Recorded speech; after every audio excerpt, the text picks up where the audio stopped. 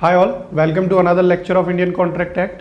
जिस तरीके से लास्ट लेक्चर के अंदर हमने जाना था कि कॉन्ट्रैक्ट ऑफ इंडेमनिटी क्या होता है, जो कि सिर्फ दो सेक्शंस के अंदर डिवाइडेड था, 124 125, वैसे ही आज हम इसके आगे के पार्ट को कवर करेंगे। मतलब ऐसा है कि दोनों भाई बहन जैसे ही हैं। कॉन्ट्रैक्ट ऑफ गारंटी जो कि आज का हमारा पार्ट है, यही चीज़ मेरे पीछे जो स्लाइड है उस पर भी दे रखी है। तो इंडेमनिटी और गारंटी मतलब एक ही घर में रहते हैं पर कहीं ना कहीं अलग है। जैसे एक भाई और एक बहन मेल और फीमेल हो जाते हैं, तो वही वाली बात है कि इंडेमनिटी और गारंटी मेल और फीमेल जैसा कंसेप्ट है। मतलब बहुत ज़्यादा अंतर नहीं है। कहीं जगह हमको ऐसा लगेगा कि ये क्या सिमिलर तो नहीं है, तो फिर ये सिमिलर है पर कुछ डिफरेंसेस हैं इसके अंदर जो इन दोनों को अलग करते हैं। तो वही वाली चीज़ मैं आज आपको पढ़ाऊंगा। कॉन्ट्रैक्ट ऑफ गारंटी पढ़ाऊंगा, उसके बाद उसका कंसेप्चुअल क्लैरिटी दूंगा, फिर डिफरेंसेस बताऊंगा कि किस तरीके से इंडेमनिटी और गारंटी अलग है। फिर बहुत जल्दी हमारे सेक्शंस कवर हो जाएंगे, क्योंकि अब जो बचा हुआ पार्ट है कॉन्ट्रैक्ट एक्ट का वो इस तरीके से है कि एक लाइनर है, हम एक लाइन को पढ़ रहे हैं और उसके बाद में हम उसे समझ सकते हैं आसानी से। और ये हर इंसान जिसने भी सोसाइटी में लोगों को देखा है, ऐसे कॉन्ट्रैक्ट्स होते हुए देखे हैं और अमूमन सबने ही देखे हैं, तो उसके बाद में ये जो बचे सेक्शंस हैं वो उसे आसान लगेंगे बहुत ज़्यादा।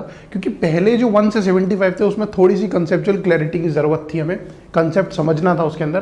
पर अब जो सेक्शंस हैं उसमें सिर्फ यही है कि राइट्स क्या हैं, लाइबिलिटीज़ क्या हैं, डिस्चार्ज किस तरीके से हो सकता है। तो कई सारे सेक्शंस हैं जो सिर्फ राइट्स के बारे में बात कर रहे हैं, ड्यूटीज़ के बारे में बात कर रहे हैं, डिस्चार्ज के बारे में बात कर रहे हैं। तो अभी हम स्टार्ट करते हैं कॉन्ट्रैक्ट ऑफ गारंटी से।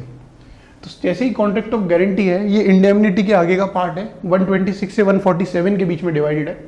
और 126 के अंदर कॉन्ट्रैक्ट ऑफ गारंटी की डेफिनेशन है, प्रिंसिपल डेटर क्या होता है, क्रेडिटर क्या होता है और श्योरिटी क्या होता है। अब सबसे पहले हम समझते हैं कि कॉन्ट्रैक्ट ऑफ गारंटी की डेफिनेशन क्या है। A contract of guarantee is a contract to perform the promise और discharge the liability of a third person in case of its default. अब यहाँ पर यही बात बोल रखी है कि ऐसा कॉन्ट्रैक्ट जो गारंटी दे रहा है, किसको? सामने वाली पार्टी को। अब साफ बात है कि सामने वाली पार्टी को अगर कोई गारंटी दे रहा है तो कोई ना कोई ऐसा व्यक्ति होगा ही जो गारंटी देगा। तो यही वाली बात है, इस अ कॉन्ट्रैक्ट एक तरीके का कॉन्ट्रैक्ट ही होता है जिसमें हम किसी को गारंटी देते हैं कि ये जो प्रॉमिस हो रहा है हमारी नज़रों के सामने, ये परफॉर्म होगा, इस बात की मैं गारंटी देता हूँ। और डिस्चार्ज होगी, अगर कोई लाइबिलिटी है तो उसको डिस्चार्ज भी होगा वो लाइबिलिटी, इस बात की भी मैं गारंटी देता हूँ ऑफ अ थर्ड पर्सन। और ये कब होगा? थर्ड पर्सन के लिए, जब उसका डिफॉल्ट हो जाएगा। अगर कोई डिफॉल्ट हो जाता है ऐसे कॉन्ट्रैक्ट के अंदर गारंटी में, मतलब ऐसे कोई कॉन्ट्रैक्ट के अंदर डिफॉल्ट हो जाता है तो दूसरा व्यक्ति उसकी गारंटी देता है कि इस काम को मैं कर पाऊंगा। तो यही वाली चीज़ है, इंडेमनिटी से थोड़ा सिमिलर है पर अलग है, इसके डिफरेंसेस आगे बताए जाएंगे। अभी भी डेफिनेशन पढ़ के फर्स्ट उसके अंदर साइट में हमें समझ नहीं आएगा कि कॉन्ट्रैक्ट ऑफ गारंटी क्या है। तो इसके लिए एक एग्जांपल है जो कि मैं आपको इस स्लाइड पे दिखाता हूँ कि Hardik advances a loan of ₹70,000 to Saurabh. यानी कि हार्दिक नाम का जो व्यक्ति था, यानी कि जैसे मेरा नाम हार्दिक है तो सौरभ नाम के एक व्यक्ति को मैं ₹70,000 लोन के तौर पर देता हूँ। यहाँ पर यश जो था वो बॉस था, किसका? सौरभ का। तो यहाँ पर यश बॉस था सौरभ का, यानी कि उससे ऊपर अथॉरिटी पे था और उन्होंने सौरभ को प्रॉमिस किया था कि तुम ₹70,000 ले तो रहे हो, पर यहाँ पर अगर तुम फेल हो गए, तुम रीपे करने से, जो लोन है उसको वापस, अगर हम किसी से लोन ले रहे हैं तो हमें रीपे तो करना ही पड़ेगा। तो यहाँ पर अगर वो जो है बॉस थे यश, वो सौरभ को कहते हैं कि अगर तुम फेल हो गए लोन रीपे करने से तो वहाँ पर वो रीपे करेंगे। यानी कौन रीपे करेगा? यश रीपे करेगा उस सारे लोन को, यानी कि ₹70,000 के लोन को। अब इसका मतलब ये मत समझिए कि यश जो है, जो बॉस है, वो काफ़ी दिलदार व्यक्ति है, उसके एम्प्लॉयज़ कभी भी कोई भी चीज़ करते हैं, कोई लोन लेते हैं तो वो खुला बोलते हैं कि आप टेंशन मत लो, अगर आप रीपे नहीं कर पाए तो मैं रीपे कर दूंगा। तो यही वाली बात नहीं होती। बाद में श्योरिटी की भी राइट्स होते हैं कि उसके बाद में ये जो व्यक्ति है सौरभ, ये उनको उनके पैसे देंगे। तो ये वाली चीज़ इस इलस्ट्रेशन में नहीं लिखी, पर ये इस तरीके से नहीं समझना है कि यहाँ पर जो सौरभ हैं उनके मज़े हैं, वो किसी से भी लोन लें, उसके बाद में जो उनके बॉस है वो चुकाते रहेंगे। तो यही वाली बात यहाँ पे है कि then he will repay the same, यानी कि यश रीपे करेंगे। इन दिस केस ये कॉन्ट्रैक्ट ऑफ गारंटी है। यश ने मार्केट में आके सौरभ के नाम पे गारंटी दे दी कि अगर सौरभ रीपे नहीं करेगा तो मैं रीपे कर दूंगा। तो यही वाली बात है। तो यहाँ पर हार्दिक जो था, यानी कि मैंने उधार दिया, मैं पैसे वाला व्यक्ति हूँ, मैं लोगों को उधार देता हूँ, तो मैं क्रेडिटर हुआ, मेरा नाम हुआ क्रेडिटर। ये चीज़, ये कंसेप्ट हमें समझना पड़ेगा। 12th 11th में हमारे पास अकाउंट्स होती है, जो लोग कॉमर्स बैकग्राउंड से आते हैं वहाँ पर ये कंसेप्ट काफ़ी यूज़ होता है, पर जो लोग शायद साइंस से हों उन्हें शायद समझ ना आए कि क्रेडिटर डेटर में लोग कंफ्यूज हो जाते हैं। तो उसी तरीके से क्रेडिटर वो व्यक्ति होता है जो बहुत अमीर होता है, जो पैसे देता है। इस तरीके से समझिए, जो पैसे देता है, अमीर है, एक सोसाइटी के अंदर नाम है, वो क्रेडिटर है। और जो पैसे ले रहा है, जिसे ज़रूरत पड़ गई, वो डेटर है, पर यहाँ पर हम उसे कहते हैं प्रिंसिपल डेटर। ठीक है। और जो आदमी का दिल बड़ा है, जो आके कहता है कि अगर ये रीपे नहीं कर पाए तो मैं कर दूंगा, वो कौन है? श्योरिटी। यानी कि जो यश था एग्जाम्पल में, वो श्योरिटी था। अब इसके बाद में वापस से हमारी डेफिनेशन पे आते हैं। वही वाली चीज़ जो मैंने आपको बताई कि डेटर कौन है, क्रेडिटर कौन है, श्योरिटी कौन है, ये सब यहीं बता रखा है 126 के अंदर। तो पहले हम समझेंगे कॉन्ट्रैक्ट ऑफ गारंटी का ऑब्जेक्ट क्या है, क्यों इसे बैरेक्ट में डाला गया है, क्यों हमारे सारे इतने सारे सेक्शंस और ज़्यादा किए गए हैं। तो इसका यही ऑब्जेक्ट है कि ये इनेबल करता है किसी पर्सन को कि उसको लोन मिल जाए, या फिर कोई गुड्स हम खरीदते हैं क्रेडिट पे मिल जाए, और उसकी जो सिक्योरिटी है, यानी कि उसके लिए जो एडिशनल सिक्योरिटी दे दे, कोई ऐसा व्यक्ति दे दे जो ठीक ठाक उसकी रेपुटेशन है, पैसे वाला है सोसाइटी में, वो आके कह दे कि अगर ये आपके पैसे रीपे नहीं करते तो मैं कर दूंगा। तो यही वाली बात है, it enables the person to get a loan, goods on credit और एन एम्प्लॉयमेंट। तो यहाँ पर श्योरिटी कौन है, डेटर कौन है, क्रेडिटर कौन है? तो person who gives the guarantee, यानी कि जो यश था उसने गारंटी दी थी सौरभ के लिए, वो श्योरिटी था। The person in respect of whose default the guarantee is given, वो प्रिंसिपल डेटर था, जो डिफॉल्ट कर देगा पैसे। अब ऐसा नहीं है कि आप पैसे मत चुकाना, मैं ही चुकाऊंगा, ये नहीं। अगर वो फेल हो जाते हैं रीपे करने से, जब यश की बात आएगी, श्योरिटी की बात आएगी, तो यहाँ पर वही वाली बात है, the person in respect who in whose default the guarantee is given, वो प्रिंसिपल डेटर होता है। And the person to whom the guarantee is given, यानी कि मुझे आके गारंटी दी थी ना कि मैं इनके पैसे चुका दूंगा, अगर ये फेल हो जाते तो वो क्रेडिटर होता है, यानी कि मैं क्रेडिटर हूँ। अब यही वाली बात है कि गारंटी ओरल और रिटर्न किसी भी तरीके से दी जा सकती है, फ़ोन करके भी दी जा सकती है और लिखित में भी दी जा सकती है, पर मेजरली रिटर्न ही दी जाती है, ओरल की कोई वैल्यू नहीं होती है ऐसी चीज़ों के अंदर। ये एग्जाम्पल मैंने आपको समझा दिया था। इसके बाद में एसेंशियल्स हैं, जो कि 6 एसेंशियल्स हैं कि किस तरीके से कॉन्ट्रैक्ट ऑफ गारंटी होता है। तो must be made with the agreement of all the three parties, यानी कि तीनों पार्टीज का एग्रीमेंट होना चाहिए आपस में। इंडेमनिटी के अंदर सिर्फ 2 पार्टीज थी, इंडेमनीफायर, इंडेमनिटी होल्डर। यहाँ पे तीनों पार्टीज आपस में बैठ के एग्रीमेंट करती हैं कि ये पैसे नहीं चुकाएगा, ये फेल हो गया तो मैं पैसे चुका दूंगा। लीगली रिकवरेबल डेट होना चाहिए, नज़रों में लॉ के होना चाहिए कि हाँ ये जो डेट सामने वाले को दिया था इसको रिकवर भी करा जा सकता है। ऐसा नहीं कोई गलत काम के लिए पैसे दिए थे उसके बाद में नहीं मिल रहे तो वो लीगली रिकवरेबल डेट नहीं है। ये लोग आप मुझसे ज़्यादा जानते हैं क्योंकि इतने सारे सेक्शन जब हमने साथ में किए, मैंने काफ़ी सारे एग्जाम्पल्स दिए। अब आपको बहुत अच्छी कंसेप्चुअल क्लैरिटी है कि लीगली रिकवरेबल डेट कैसे होते हैं। मस्ट बी ए कंसीडरेशन, हमारा सेक्शन जो है कंसीडरेशन का वही वाली बात कर रहा है 2D की, कंसीडरेशन तो ज़रूरी है किसी भी कॉन्ट्रैक्ट के अंदर। कॉम्पिटेंसी ऑफ पार्टीज, वही वाली बात आ गई section 11, section 12, age of majority, sound mind, यही सारे एसेंशियल्स सारे कॉन्ट्रैक्ट्स में होते हैं। गारंटी में भी ओरल और रिटर्न किसी भी तरीके से हो सकती है। ट्राईपार्टाइट एग्रीमेंट, अब 3 तरीके के एग्रीमेंट कौन कौन से होंगे? फर्स्ट क्लॉज के अंदर हमने यहाँ दे रखा है कि 3 एग्रीमेंट होते हैं। अब 2 पार्टीज के बीच में एग्रीमेंट होते हैं, तो कैसे होते हैं? बिटवीन प्रिंसिपल डेटर, यानी कि सौरभ और मेरे बीच में क्या एग्रीमेंट होगा। मैं क्रेडिटर था, देने वाला लेने वाला डेटर था, तो यहाँ पर यही है कि to perform the contract of the creditor, कि आपने मुझसे पैसा लिया, अब आप मेरा पैसा वापस कर देना समय पे, जो भी समय है। यही वाली बात थी, अभी तक श्योरिटी का आया नहीं है, तो हम दोनों के बीच में तो यही कॉन्ट्रैक्ट है कि मैं पैसा दे रहा हूँ, आप वापस कर दो। बिटवीन श्योरिटी एंड क्रेडिटर, यानी कि यश जो बॉस है और मैं जिसने पैसे दिए हैं, हम दोनों के बीच में भी तो कॉन्ट्रैक्ट हुआ ना। तो क्या कॉन्ट्रैक्ट हुआ कि अगर PD यानी कि प्रिंसिपल डेटर डिफॉल्ट करेंगे तो फिर मैं पैसे, जो यश है वो पैसे दे देंगे मेरे को, यही वाली बात है। अब implied promise between principal debtor and surety, यानी कि सौरभ और यश इन दोनों के बीच में भी एक इम्प्लाइड प्रॉमिस है जो दिख रहा नहीं है पर है, ये भी इसीलिए ट्राईपार्टाइट एग्रीमेंट हमने यहाँ करा है। तो यहीं पे यही है कि he will reimburse the surety, कि अगर जब श्योरिटी आकर मुझे 70,000 रुपये दे देते हैं कि यार सौरभ के पास अभी पैसे नहीं है तो 70,000 तुम मुझसे ले लो, तो वही वाली बात है जिस तरीके से उन्होंने मुझे पहले कहा था कि अगर सौरभ नहीं दे पाते तो कल को मैं 70,000 रुपये दूंगा। वही वाली बात है कि अब 70,000 वो फ्री और फोकट पे तो बांटने नहीं निकले, तो यहाँ पर जो 70,000 रुपये हैं वो प्रिंसिपल डेटर वापस से श्योरिटी को देंगे। यही वाली बात है, he will reimburse the surety. अब इसके लिए सेक्शन 128 है जो श्योरिटी की लायबिलिटी बताता है। किसकी लायबिलिटी बताता है? यश की लायबिलिटी बताता है, जो बॉस है। कि उनके ऊपर तो लाइबिलिटी आ गया ना, जब वो किसी गारंटी दे रहे हैं तो अब उनके ऊपर लाइबिलिटी है, जब तक वो पैसे नहीं देते। तो liability of the surety is coextensive with that of the principal debtor. जिस तरीके से प्रिंसिपल डेटर 70,000 चुकाने के लिए लाइबल है मुझे, उसी तरीके से जो यश है यानी कि प्रिंसिपल वो श्योरिटी है वो भी लायबल है। जितना टेंशन उन्हें लेना है उतनी टेंशन उन्हें भी लेनी है कि अगर प्रिंसिपल डेटर नहीं चुका पाएगा तो फिर श्योरिटी चुकाएगा। तो यही वाली बात है, इन दोनों की जो लायबिलिटी है ये को एक्सटेंसिव है, बिल्कुल सेम है। Unless it otherwise provided by the contract, unless वो लोग लिख दें कॉन्ट्रैक्ट के अंदर कि 70,000 सौरभ ने लिए तो हैं उधार, पर मैं 35,000 की गारंटी लेता हूँ। तो अगर ये कॉन्ट्रैक्ट में वो लिख देते हैं तो फिर को एक्सटेंसिव नहीं हुई उनकी लाइबिलिटी, क्योंकि यहाँ पर उनको टेंशन 70,000 रुपये देने की है, पर श्योरिटी को मस्त आधे रुपये देने 35,000 रुपये।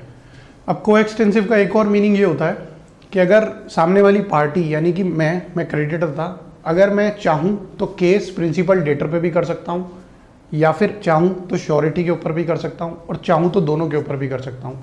यानी कि जॉइंटली एंड सेवरली वाली बात है कि ये मेरी इच्छा है कि मैं किस तरीके से अपना पैसा रीइंबर्स कराना चाहता हूँ। तो को एक्सटेंसिव इस तरीके से भी एक कॉन्सेप्ट होता है जो यहाँ पर दे रखा है कि the liability of the surety is coextensive with that of the principal debtor. इसके बाद में डिफरेंसेस पढ़ेंगे, क्योंकि कॉन्ट्रैक्ट ऑफ इंडेमनिटी और गारंटी काफ़ी हद तक सिमिलर लगता है और अभी लग भी रहा है, पर ये डिफरेंसेस के बाद में क्लियर हो जाएगा कि ये दोनों किस तरीके से लगे। तो यहाँ पर इंडेमनिटी जो हमने 124 में पढ़ा था वो यही कहता है कि one party promises to save the other. एक पार्टी ने प्रॉमिस किया कि आपको अगर लॉस होगा तो मैं सेव करूँगा आपको वहाँ पर। तो यही वाली बात है, लॉस किसकी तरफ से होगा, प्रोमिसर या तो खुद करवा दे लॉस या किसी और पार्टी की तरफ से हो जाए। यही वाली बात है contract to perform the promise और डिस्चार्ज द लायबिलिटी। यहाँ पर ये कहा है कि जो प्रॉमिस या कॉन्ट्रैक्ट है मैं उसे परफॉर्म करवाऊंगा, है ना, और अगर कोई लायबिलिटी है तो मैं उसे डिस्चार्ज कराऊंगा। ये हमारी वही डेफिनेशन है। यहाँ पर दो पार्टीज होती है, इंडेमनीफायर, इंडेमनिटी होल्डर। यहाँ पे तीन पार्टीज होती हैं, क्रेडिटर, प्रिंसिपल डेटर और श्योरिटी।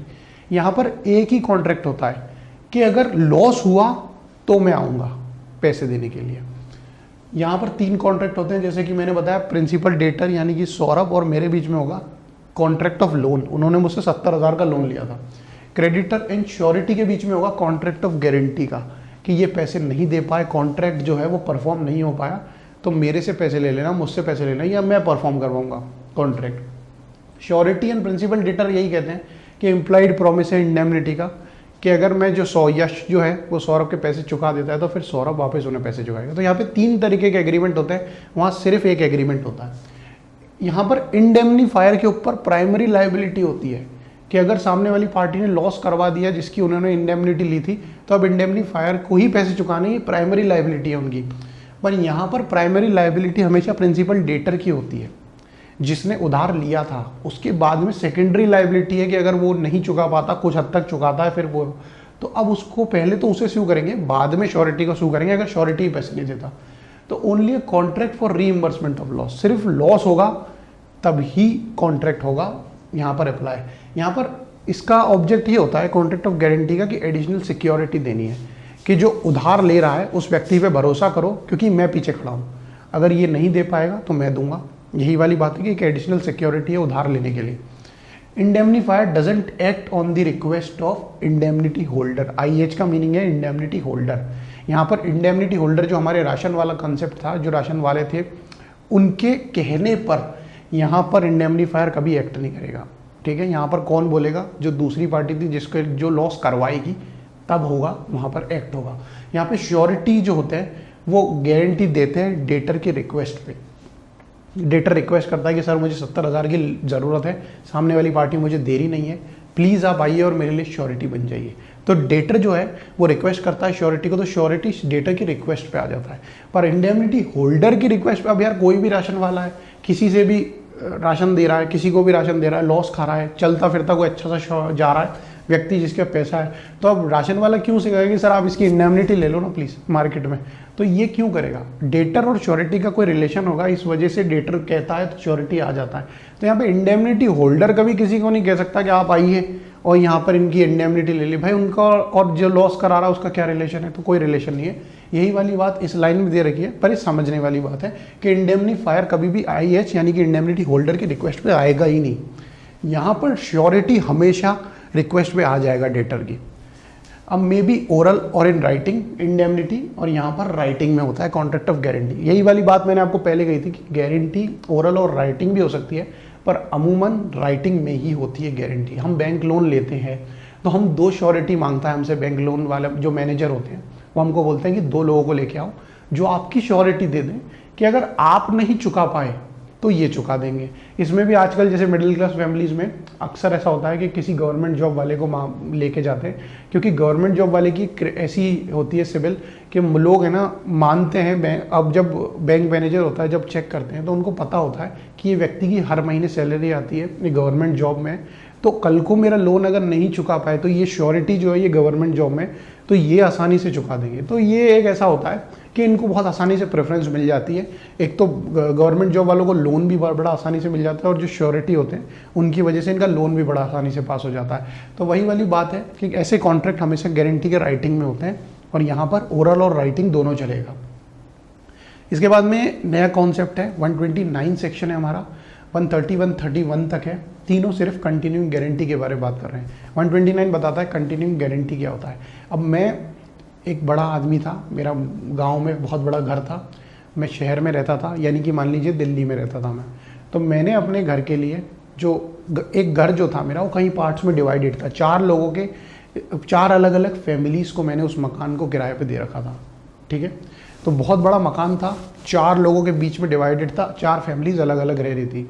तो यहाँ पर अब मैं बार बार शहर से नहीं आ सकता था रेंट इकट्ठा करने के लिए, तो मैंने एक गांव के बहुत अच्छी फैमिली के एक रेप्यूटेड लड़के को मैंने बोला कि भाई तू पढ़ा लिखा है, तू हर महीने की 1 तारीख को जा और मेरे लिए रेंट इकट्ठा कर, वहाँ से SBI यानी कि बैंक में, और वो रेंट जो है वो मेरे अकाउंट में ट्रांसफ़र कर, और उसके बाद मैं तुझसे वापस UPI कर दूंगा जो तेरा कमीशन होगा उस महीने का, यानी कि तेरी सैलरी XYZ जो भी होगा, जिस तरीके से भी हमारी डील हुई। तो उस व्यक्ति को मैंने एम्प्लॉय कर लिया, किस लिए कि रेंट इकट्ठा कर 1 तारीख को जाके जो मेरा रेंट है और मुझे मेरे अकाउंट में डाल। तो उसकी एक जॉब है 1 तारीख को। तो यही बात है कि वो 1 महीने की तो जॉब है नहीं, हर महीने उसको ये काम करना है 1 तारीख को आगे। तो ये कंटिन्यूइंग गारंटी है कि यहाँ पर एक सीरीज ऑफ ट्रांजेक्शन है जो हर महीने होंगे, और इसके लिए यहाँ पर गारंटी दी जा रही है। अब कॉन्ट्रैक्ट कौन कर रहा है? जो टेनेंट है और जो व्यक्ति है, मेरा आदमी जो वहाँ पर मैंने एम्प्लॉय कर रखा है कि वो आके रेंट इकट्ठा करेगा। तो ये लोग उस घर में रहेंगे और उसको रेंट देंगे। अगर वो कल को कोई प्रॉब्लम कर देता है तो उस बात की गारंटी कौन दे रहा है? दिल्ली से मैं दे रहा हूँ। तो ये कंटिन्यूइंग गारंटी का कंसेप्ट है। यहाँ पर सीरीज ऑफ ट्रांजेक्शन है, हर महीने होंगे, तो ये गारंटी मेरी चली जाएगी जब तक भी ये ट्रांजेक्शन होते रहेंगे। तो हर महीने मेरा जो कॉन्ट्रैक्ट है वो रिन्यू होता जाएगा। जैसे ही 1 तारीख आएगी, अगर उस बंदे ने कोई जाके किसी को प्रॉब्लम क्रिएट करी, कॉन्ट्रैक्ट परफॉर्म नहीं किया, अपनी लाइबिलिटी डिस्चार्ज नहीं करी, तो ऊपर से मैं श्योरिटी बैठा हूँ जिसकी मैं उसकी गारंटी ले रहा हूँ। तो यही बात है continuing guarantee. Guarantee which extends to a series of transaction is called continuing guarantee. अब ऐसी गारंटीज का रिवोकेशन किस तरीके से हो सकता है, कैसे इन गारंटीज को बंद किया जा सकता है? तो 2 ही तरीके हैं। या तो 130 के अंदर जो हमारा श्योरिटी है वो नोटिस दे दे कि सर ये जो व्यक्ति है, यानी कि टेनेंट को नोटिस दे दे कि ये जो व्यक्ति है अब ये आएगा तो इसको रेंट नहीं देना है, क्योंकि यहाँ पर मैंने इसकी जो एजेंसी थी वो रिवोक कर दी है। अब ये आदमी आके रेंट इकट्ठा नहीं कर सकता। यही वाली बात है by notice to the creditor. Surety कह दे कि अब मैं जिम्मेदार नहीं हूँ, ये तुमसे पैसे लेने आया, तो इसका मतलब ये नहीं है कि मेरे घर का रेंट दिया तुमने। ये 130 में बताया। 131 में बताया कि डेथ हो जाए श्योरिटी की। दिल्ली में वो जो व्यक्ति था उसकी डेथ हो गई, तो जैसे ही जो गारंटी लेने वाला व्यक्ति था वो तो मर गए। अब इन दोनों के बीच में कॉन्ट्रैक्ट का कोई मतलब नहीं है। तो यहाँ पर अगर कॉन्ट्रैक्ट करना है तो अपने तरीके से करो, पर ये जो कॉन्ट्रैक्ट चल रहा था कंटिन्यूइंग गारंटी का, ये उसी समय खत्म हो गया। तो यहाँ पर अगर वो जो दिल्ली में बैठे व्यक्ति थे वो मर गए, तो वहाँ पर भी रिवोकेशन हो जाएगा कंटिन्यूइंग गारंटी का। 131 तक हो गया। अब हम पढ़ेंगे कि जो श्योरिटी है वो किन तरीके से डिस्चार्ज हो सकता है, यानी कि जो श्योरिटी है जिसने गारंटी ली है, कोई ऐसी चीज़ें सिचुएशंस कंडीशंस हो जाए जहाँ पर सामने वाले व्यक्ति जो श्योरिटी था उसको लगे कि अब मुझे इस कॉन्ट्रैक्ट में नहीं रहना है, मैं यहाँ से हटना चाहता हूँ। तो इनके लिए सेक्शंस हैं। ये सेक्शंस मैंने इसी तरीके से दे रखे हैं क्योंकि आप एक एक करके इसे बैरेक में पढ़ेंगे तो ये बहुत सारे हैं, इस तरीके से कन्फ्यूजन होगा, पर पढ़ना बहुत बार पड़ेगा, तब दिमाग में ये सेक्शंस याद हो जाएंगे। आप कहीं भी बैठे होंगे तो आपको पता चल जाएगा 133 क्या कहता है, 134 क्या कहता है। तो बार बार इन सेक्शंस को पढ़ना पड़ेगा। बहुत आसान है क्योंकि लैंग्वेज बहुत आसान है और जो क्लैरिटी कंसेप्ट है इसके बीच में वो भी बहुत भी आसान है। तो इसके लिए मैंने इनको एक तरीके से सम अप हो जाएंगे एक तरीके से, तो इसीलिए मैंने दे रखा है कि डिस्चार्ज कैसे होगा श्योरिटी का, ये तीन चार सेक्शंस में बता रखा है। तो सबसे पहला सेक्शन है सेक्शन 133 की जो श्योरिटी है वो डिस्चार्ज कैसे होगा। अब उसको हटना है तो यहाँ पर वो कैसे हट सकते हैं कि अगर कोई वेरिएंस आ जाए कॉन्ट्रैक्ट में, कोई चेंजेस आ गए अगर कॉन्ट्रैक्ट में जो श्योरिटी ने किए थे, पर अब श्योरिटी को पता चला कि यार जो कॉन्ट्रैक्ट मैंने करा था जिसके लिए मैं किसी की गारंटी दे रहा था, यार वो कॉन्ट्रैक्ट है ही नहीं, उसकी कंडीशंस चेंज हो गई, तो अब मैं क्यों गारंटी दूं। मतलब ये आपस में मिलके डेटर और क्रेडिटर कंडीशंस चेंज कर रहे हो बिना मेरी रजामंदी के, मेरा कंसेंट नहीं लिया इसके अंदर। तो यहाँ पर फिर अगर चाहते हैं श्योरिटी दिल्ली से बैठ के, तो वो बोलेंगे नहीं अब मुझे नहीं रहना इस कॉन्ट्रैक्ट में। तो यहाँ पर यही वाली बात है कि any variance made without the surety's consent, यार वो पैसे देने को तैयार है, श्योरिटी उसके पैसे लग रहे हैं, वो किसी की गारंटी दे रहा है कि अगर ये नहीं करेगा, और आप उससे बिना पूछे कंडीशंस चेंज कर रहे हैं, तो वो गलत बात है। कि made without the surety's consent the terms of the contract between the principal debtor and the creditor, तो यहाँ पर श्योरिटी डिस्चार्ज हो जाएगा। 134 है इसके बाद में, वो कहता है कि discharge of surety by release और discharge of principal debtor.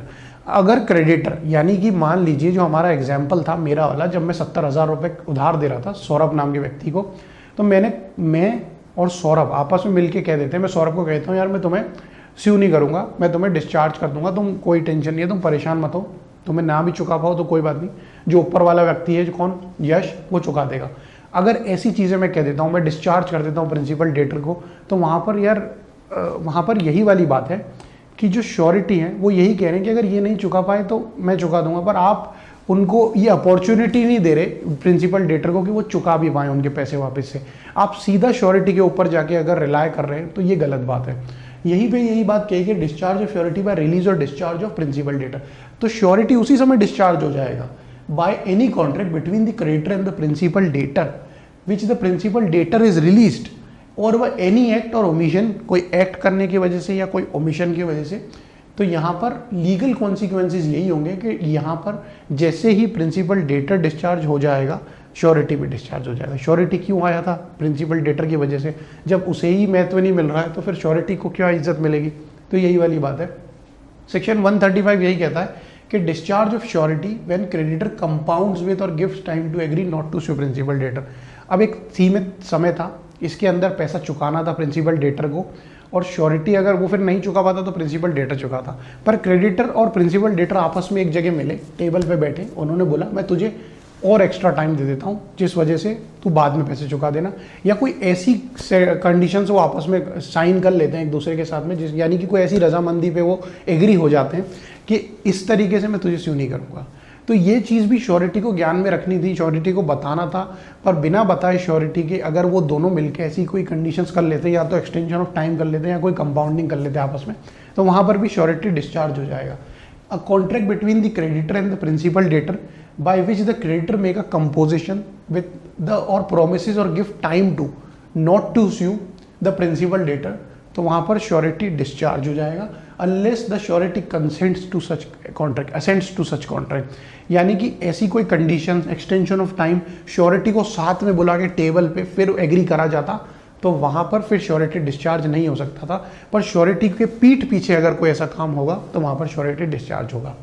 Section 135 जो है वो सीक्रेट अरेंजमेंट के बारे में बात कर रहा है। हमारा ये जो सेक्शन है उसके लिए ही मैंने ये लाइन लिखी है कि एक सीक्रेट अरेंजमेंट बात के बारे में बात कर रहा है कि आपस में दोनों मिले एक जगह, एक होटल में, और वहाँ पर उस टेबल पे इन दोनों ने आपस में कंडीशन साइन कर ली कि यार ऐसा कर लेते हैं हम।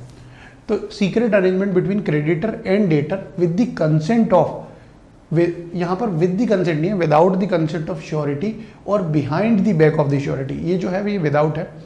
Creditor has no right to compound और give time to debtor without the consent of surety. जो बात मैंने बताई थी 135 में कि behind the back of the surety, इन लोगों ने ऐसी कंडीशंस के लिए एग्री करा जो श्योरिटी के ज्ञान में नहीं थी। अगर श्योरिटी की नॉलेज में होती तो फिर कोई प्रॉब्लम नहीं, 135 का कोई रोल नहीं है। इसके बाद में जो हमारा पांचवा सेक्शन और चौथा पार्ट या पांचवा पार्ट है वो यही है कि सेक्शन 139 भी डिस्चार्ज की बात कर रहा है, सेक्शन 141 भी डिस्चार्ज की बात कर रहा है। 139 क्या कह रहा है? Discharge of surety by creditors act और omission impairing sureties eventual remedy. Section 139 है वो यही बात कहता है कि अगर क्रेडिटर कोई ऐसा एक्ट कर देता है जिसके लिए श्योरिटी ने कभी एग्री नहीं किया था, जो इनकंसिस्टेंट था कॉन्ट्रैक्ट की कंडीशन से। ऐसा कोई एक्ट अगर क्रेडिटर कर देता है तो वहाँ पर भी श्योरिटी डिस्चार्ज हो सकता है। श्योरिटी ने अपना मतलब क्रेडिटर ने मान लीजिए ऐसी कोई कंडीशंस परफॉर्म कर दी जो कॉन्ट्रैक्ट ऑफ गारंटी में नहीं थी, तो यही बात यहाँ पे बता रखी कि if the creditor does any act which is inconsistent with the rights of the surety और omits to do any act which duty to the surety requires him to do, the eventual remedy of the surety himself against the principal debtor is thereby impaired. यही बात अब है section 139 के अंदर कि ऐसी conditions जो नहीं लिखी कॉन्ट्रैक्ट में, आप ऐसी कंडीशंस अगर परफॉर्म करेंगे तो वहीं पे श्योरिटी डिस्चार्ज हो जाएगा जो कॉन्ट्रैक्ट की कंडीशन से इनकंसिस्टेंट है। अब सेक्शन 141 यही बात बता रहा है कि surety is right to benefit to creditor surety securities. तो यहाँ पर कोई भी लोन, कोई भी चीज़ जब हम लेते हैं तो हम अपनी एक सिक्योरिटी जमा करते हैं बैंक के पास में। अगर हम बैंक के पास में लोन लेते हैं तो फिर अब यही वाली बात होती है कि बैंक के साथ में अगर हमको चाहिए कि भाई मुझे एक गाड़ी खरीदनी है, मैं लोन लेने जाता हूँ, तो एक सिक्योरिटी के तौर पे मुझे एक चीज़ जमा करनी होती है। वो कुछ भी हो सकता है, वो मूवेबल प्रॉपर्टी हो सकती है, इमूवेबल प्रॉपर्टी हो सकती है, ऐसी चीज़ जिसकी वैल्यू बढ़े समय के साथ, कि बैंक को लॉस ना हो। कल को अगर मैं लोन नहीं चुकाऊं तो बैंक उस चीज़ से मेरा पैसा ले सकता है।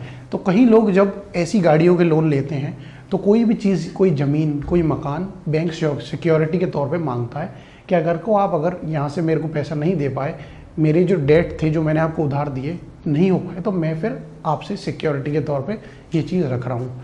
तो यही चीज़ होती है कि हम सिक्योरिटी, बैंक हमसे लेता है कोई मकान, कोई ज़मीन, कोई दुकान, तो इसके लिए श्योरिटी भी होते हैं हमारे। हम 2 श्योरिटीज़ को लेके जाते हैं उस फॉर्म पे साइन करने के लिए कि कल को मैं पैसा नहीं चुकाता तो वो 2 श्योरिटी पैसा चुकाएंगे।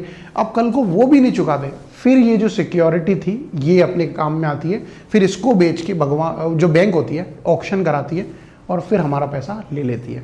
इसमें कई बार ऐसा भी होता है लॉस भी हो जाता है बैंक को। तो यही वाली बात है कि लॉस और प्रॉफिट अभी हमें नहीं समझना, अभी हमें सिर्फ इतना चीज़ समझनी है कि जो श्योरिटी हैं वो भी होते हैं, पहले उनसे मांगा जाता है, फिर इन जो सिक्योरिटी है इसको बुलाया जाता है। मतलब ये जो बैंक के पेपर्स होते हैं, गाड़ी के कागज़ होते हैं, जो घर के कागज़ होते हैं, दुकान के कागज़ होते हैं, इनको बेचा जाता है ऑक्शन के थ्रू और फिर यहाँ से पैसा लिया जाता है। तो यही बात है कि जो श्योरिटी है, मान लीजिए क्रेडिटर ने लोन दिया, बैंक ने लोन दिया, तो बैंक यहाँ पे क्रेडिटर हुआ, प्रिंसिपल डेटर को लोन मिल गया, तो प्रिंसिपल डेटर अगर पैसे नहीं चुकाता तो श्योरिटी पैसे चुकाएगा। अब मान लीजिए पूरा का पूरा लोन श्योरिटी ने चुका दिया, तो अब जो ये सिक्योरिटी बैंक के पास जमा है ना, ये किसको मिलेगी? ये श्योरिटी को मिल जाएगी।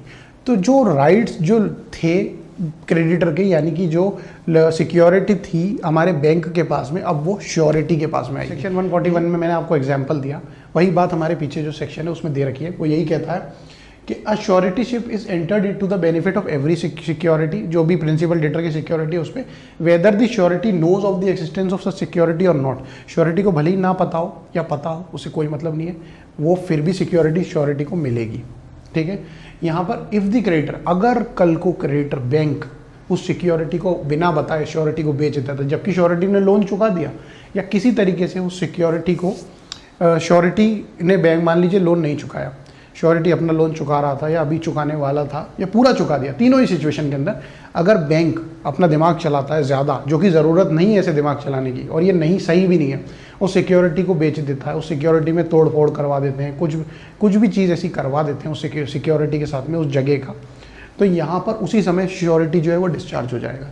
इफ़ द क्रेडिटर लूजेस और without the consent of the surety parts with such security, the surety is discharge to the extent of the value of such security. इसके बाद में है सेक्शन 142 जो डिस्चार्ज के बारे में बात कर रहा है, क्योंकि 7-8 सेक्शंस हैं जो बताते हैं कि डिस्चार्ज किस तरीके से होगा। अब अगर आप एक एक करके पढ़ते जाएंगे, 2 सेक्शंस राइट्स के आएंगे, 2 सेक्शन डिस्चार्ज के आएंगे, फिर कोई और सेक्शन आएगा, आप कंफ्यूज हो जाएंगे।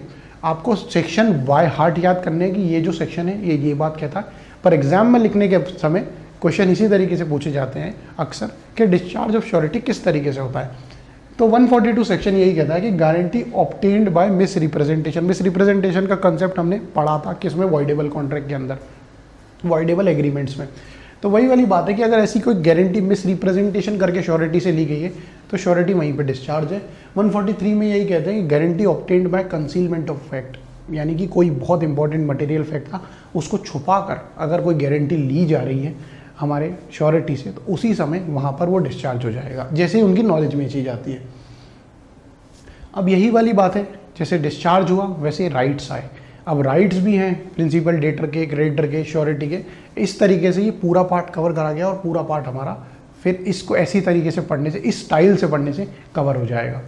तो यहाँ पर राइट्स जो है श्योरिटी के, यानी कि किसके, यश के, जो बॉस है, against the principal debtor, principal debtor के खिलाफ उनके क्या राइट्स हैं। सेक्शन 140 जो है वो यही बात कहता है कि जिस दिन भी श्योरिटी ने पूरा पैसा चुका दिया उस दिन श्योरिटी अब क्रेडिटर की जगह आ जाएगा। किसके लिए, प्रिंसिपल डेटर के लिए। वही वाली बात है यार, 70,000 रुपये का लोन लिया था किसने, सौरभ ने। किससे, हार्दिक से। बेचारा यश जो था, जो बॉस था, उसने लोन चुका दिया। किसका, सौरभ का। तो 70,000, अब मैंने वही बात बोली थी ना कि क्रेडिटर कोई बहुत, श्योरिटी कोई बहुत बड़े दिल का इंसान नहीं है कि वो ऐसे अपने एम्प्लॉयज़ के लिए पैसे लुटाता रहता है।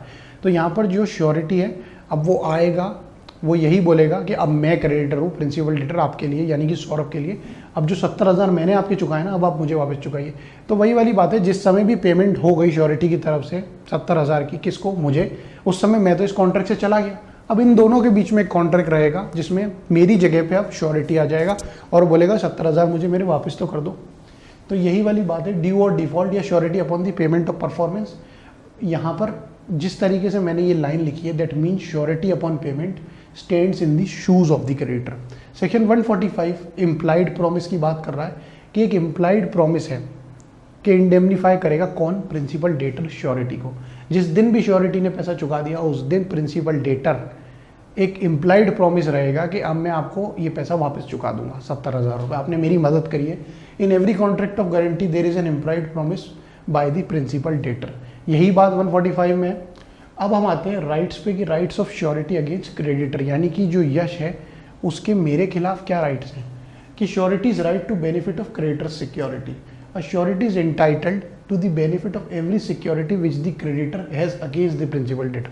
जैसे ही लोन चुका देगा श्योरिटी, उस दिन क्रेडिटर को यही करना है कि जितनी भी सिक्योरिटी है, बैंक के पास में जो भी सिक्योरिटी है, उनका यही दायित्व है कि वो श्योरिटी को दे दे, क्योंकि श्योरिटी ने यहाँ पर पैसा चुकाया है। तो entitled to the benefit of every security of the creditor has against the principal debtor. वही बात, बस इतने बड़े सेक्शन में वही बात लिख रखी है जो मेरा एग्जाम्पल छोटी बात में बता रहा है। At the time when the contract of suretyship is entered into whether the surety. अब इससे कोई मतलब नहीं है कि श्योरिटी ने जब कॉन्ट्रैक्ट में आया था, गारंटी दी थी, उसे पता भी था या नहीं पता था कि कोई घर सिक्योरिटी के तौर पे प्रिंसिपल डेटर ने बैंक में जमा कर रखा है। कोई ज़रूरत नहीं है उसको पता करने की। जिस दिन भी श्योरिटी ने पैसे चुका दिए, अब क्रेडिटर को की दायित्व है, उसका राइट, उसकी लाइबिलिटी है कि ये जो सिक्योरिटी है ये अब श्योरिटी को दे दे। तो सिक्योरिटी और not as if the and if the creditor loses और विद और without the consent of surety. यही वाली बात, मैं ये सेक्शन जो था ये मैंने आपको पहले ही बताया था। पर जब राइट्स की बात आएगी, आप लिखेंगे कि श्योरिटी के राइट्स डेटर के खिलाफ क्या है और क्रेडिटर के खिलाफ है, तो ये सेक्शन लिखना पड़ेगा। वही 141 वाला हमारा सेक्शन है, सेम टू सेम यही जो मैंने पहले बताया था। तो ये जो चीज़ें ये आपको पता है। अब ठीक, तो जो दो सेक्शंस हमारे लास्ट में बचे हैं वो दो सेक्शंस को श्योरिटीज़ के बारे में बात करते हैं। अब को श्योरिटीज़ क्या होता है कि एक श्योरिटी के साथ साथ अगर एक से ज़्यादा और श्योरिटीज़ किसी कॉन्ट्रैक्ट की ऑफ गारंटी के अंदर आ जाते हैं तो वो को श्योरिटीज़ होते हैं। तो इसी तरीके से सिर्फ दो सेक्शंस हैं जो को श्योरिटीज़ के राइट्स के बारे में बताते हैं। तो इसके लिए एक एग्जाम्पल मैं आपको देता हूँ कि एक कॉन्ट्रैक्ट ऑफ गारंटी के अंदर एक श्योरिटी से ज़्यादा अगर दो श्योरिटी आ गए तो वो को श्योरिटी है। तो अब मान लीजिए फॉर एग्जांपल 3 श्योरिटी एक कॉन्ट्रैक्ट के अंदर आ जाते हैं और वो गारंटी देते हैं कि अगर ये वाला व्यक्ति आपके पैसे नहीं चुका पाता तो फिर हम आपके पैसे चुका देंगे। तो यही वाली बात है कि तीनों श्योरिटी ये आपस में रजामंदी करके एक बॉन्ड पे साइन करते हैं और कहते हैं कि अगर सामने वाला व्यक्ति पैसे नहीं चुका पाता तो हम चुका देंगे। तो वहाँ पर अगर फॉर एग्जांपल 3,000 रुपये का डेट सामने वाले व्यक्ति ने लिया था तो यहाँ पर तीनों श्योरिटीज़ के ऊपर इतनी लायबिलिटी रहेगी कि वो इक्वली शेयर दें, यानी कि हर पर पर्सन 1,000 रुपीज़ उन्हें देना पड़ेगा। तो पीछे जो सेक्शन है वो इसी के बारे में बात कर रहा है कि को श्योरिटीज़ की लायबिलिटी है कि वो इक्वली अपना शेयर डिवाइड करें। तो यहाँ पर यही एग्जाम्पल जो मैंने आपको बताया कि ए बी सी तीनों आपस में आते हैं और डी के लिए श्योरिटी बनते हैं और कहते हैं कि अगर डी 3,000 रुपये, मतलब अगर ई जो है वो अपने पैसे नहीं दे पाया 3,000 रुपये, तो यहाँ पर ए बी सी मिलके उसके पैसे देंगे। तो तीनों जो श्योरिटीज़ हैं उनकी लायबिलिटी बस उतनी ही रहेगी कि वो इक्वली डिवाइड होगा, ए बी सी का इक्वली डिवीजन होगा, यानी कि 1,000 रुपीज़ ईच का शेयर होगा। अब इसके बाद में 147 सेक्शन है, वो यही बात करता है कि लाइबिलिटीज पहले वाले सेक्शन में तो इक्वली थी, पर यहाँ पर उनके शेयर के हिसाब से होगी। जैसे कि ए बी सी 3 लोग आपस में आते हैं और गारंटी देते हैं, किसी व्यक्ति के श्योरिटी बनते हैं, तो वो को श्योरिटी कहलाएंगे। तो वहाँ पर ए जो है वो व्यक्ति कहता है कि मैं सिर्फ 10,000 रुपये का ही बॉन्ड भरवाऊंगा, कि मैं उस सामने वाले व्यक्ति की सिर्फ 10,000 रुपये का ही श्योरिटी बन सकता हूँ, इससे ज़्यादा का नहीं। बी जो है वो थोड़ा ज़्यादा अमीर आदमी था, एग्जाम्पल के तौर पे उसने कहा कि मैं 20,000 रुपये का बॉन्ड बनवाऊंगा। सी जो था वो कहता है मैं 30,000 का बनवा दूंगा। तो यहाँ पर हर जो व्यक्ति है उसने अपने अपने जो शेयर हैं वो अलग अलग रखे, यानी कि ए सिर्फ 10,000 रुपये तक का ही श्योरिटी रहेगा। अगर इससे कम में कोई और बात होती है तो वो दे देगा, पर 10,000 से अगर 1 भी रुपया ज़्यादा होता है तो फिर वो उसके ऊपर उसकी कोई जिम्मेदारी नहीं है। वैसे ही बी ने कहा कि मैं 20,000 रुपये तक की जिम्मेदारी लेता हूँ, सी ने कहा मैं 30,000 की जिम्मेदारी लेता हूँ। अब मान लीजिए जो ई व्यक्ति था उसने 70,000 का लोन लिया, तो टोटल ए बी सी मिला के 60,000 की श्योरिटी बन रहे हैं, और ई जो है उसने लोन कितना लिया 70,000 का। तो यहाँ पर अगर कल को ई डिफॉल्ट करता है पैसे चुकाने के अंदर, तो ए बी सी सिर्फ तीनों मिला के 60,000 रुपीज़ ही देंगे, यानी कि ए 10,000 रुपये ही देगा, बी 20,000 रुपये देगा, सी 30,000 देगा, यानी कि टोटल 60,000 रुपीज़ देंगे। पर मान लीजिए इसके बाद में एक और एग्जांपल देता हूँ कि ए जो ई था जिसने पैसे लिए थे वो 50,000 रुपये तक का ही लोन लेता है, तो वहाँ पर ए जो है उसे अपने पूरे 10,000 रुपये देने पड़ेंगे। जो ए है उसे अपने पूरे 10,000 रुपये देने पड़ेंगे। बी और सी के बीच में बचे हुए 40,000 डिवाइड होंगे, यानी कि बी देगा 20,000 रुपये, सी अपने 30 के अंदर से 20,000 रुपये देगा। तो यही वाली बात 147 सेक्शन में बताइए कि लाइबिलिटीज ऑफ को sureties bound in different sums, कि अलग अलग सम के लिए वो बाउंड हैं, जैसे कि 10, 20 और 30,000 रुपये के लिए। यही एग्जाम्पल यहाँ पर दे रखा है इलस्ट्रेशन के अंदर हमारी बेयर एक्ट में। तो co-sureties who are bound in different sums are liable to pay equally as far as the limit of their respective obligations present। तो इसके साथ साथ हमारा जो कॉन्ट्रैक्ट ऑफ गारंटी का टॉपिक था वो यहीं खत्म होता है, और हम आने वाले लेक्चर में कॉन्ट्रैक्ट ऑफ बेलमेंट, प्लेज और एजेंसी तीनों टॉपिक्स को कवर करेंगे। और इसके साथ साथ मैं आपसे अलविदा लेना चाहता हूँ। Thank you and have a good day.